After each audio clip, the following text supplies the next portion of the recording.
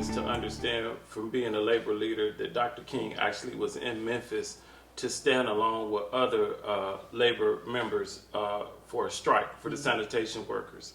And I think that that cause that brought him to Memphis is the same cause that we carry now of making sure that most of the members in our labor union are minority people in the community, and that labor gives them a voice. And so when we talk about equality, and when we talk about, you know, a lot of the Civil Rights Act, Voting Rights Act, labor was involved in all of that and continue to be involved. And those are the things that come across my mind is carrying on that legacy as we go on to the eve of his birthday.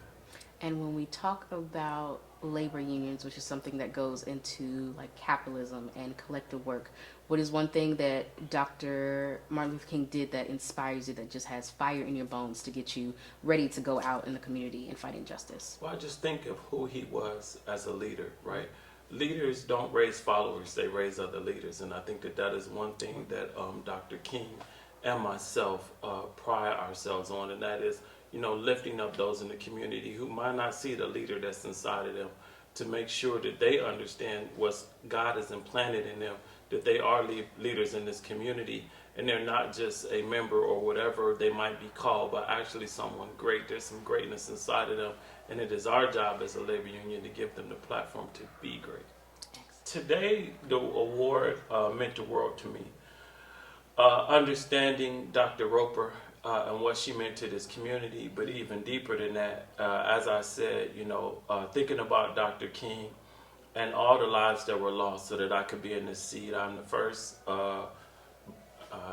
international African-American president in this country. I was also the first African-American president of our local union here in Dayton. And none of those paths would have been formed without Dr. King. So I think I owe it to him and to God to make sure that I give back every day and every hour of every minute. And so this award is a nice thing to receive, but it is not what drives me to do the work. What drives me to do the work is to help those who don't feel like they have help, and to be a vessel for God to be able to bless those as he blesses me.